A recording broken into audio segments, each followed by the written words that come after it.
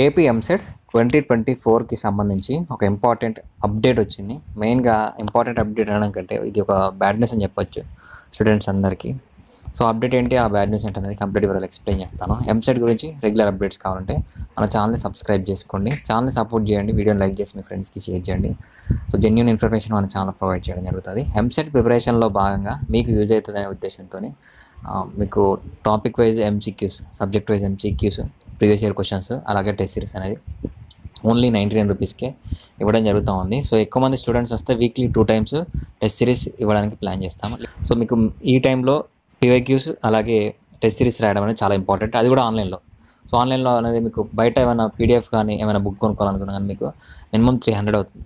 So, కావాలనుకున్న వాళ్ళు డిస్క్రిప్షన్లో యాప్ లింక్ ఉంటుంది, లేదా విజన్ అప్డేట్ అనే యాప్ ప్లేస్టోర్లోకి వెళ్ళి మీరు డౌన్లోడ్ చేసుకోవచ్చు.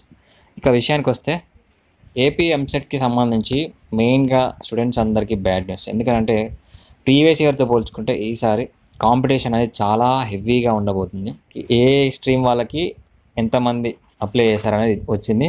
ఓవరాల్గా మనకి 3,46,324 మెంబర్స్ అప్లై చేశారు.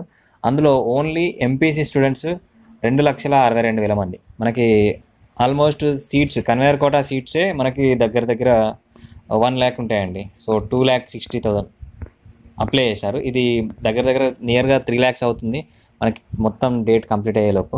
ఇక్కడ బైపీసీ విషయానికి వస్తే బైపీసీ వాళ్ళకి దాదాపుగా 82,000 స్టూడెంట్స్ అప్లికేషన్ చేసుకున్నారు. ఇక ప్రీవియస్ ఇయర్తో పోల్చుకుంటే చూడండి, 82,000 బైపీసీ స్టూడెంట్స్ అప్లికేషన్ చేసుకున్నారు. ప్రీవియస్ ఇయర్తో పోల్చుకుంటే ఈ సంవత్సరం కాంపిటీషన్ ఎలా ఉండబోతుంది, ఎంపీసీ వాళ్ళకి ఎట్లా ఉంటుందంటే, సో ఎంపీసీ వాళ్ళకి ప్రీవియస్ ఇయర్తో పోల్చుకుంటే 24,000 స్టూడెంట్స్ ఎక్కువగా అప్లికేషన్ చేసుకున్నారు. ఇది ఇంకా డేట్ కంప్లీట్ కాలేదు, మనకి మొత్తం డేట్ కంప్లీట్ కాలేదు. మే 10th, మే 8th వరకు టైం ఉంది అనుకుంటా. సో, అప్లికేషన్స్ అనేది చాలా వరకు పెరగడం జరిగింది. సో, దీన్ని దృష్టిలో ఉంచుకొని మనకి ఎగ్జామినేషన్ డేని కూడా ఒకరోజు ఎక్స్టెండ్ చేశారు. 22nd వరకు ఉండేదాన్ని 23rd వరకు ఎక్స్టెండ్ చేయడం జరిగింది. సో, దీన్ని బట్టి చూస్తే మీకు కాంపిటీషన్ ఎలా ఉందని అర్థమవుతుంది.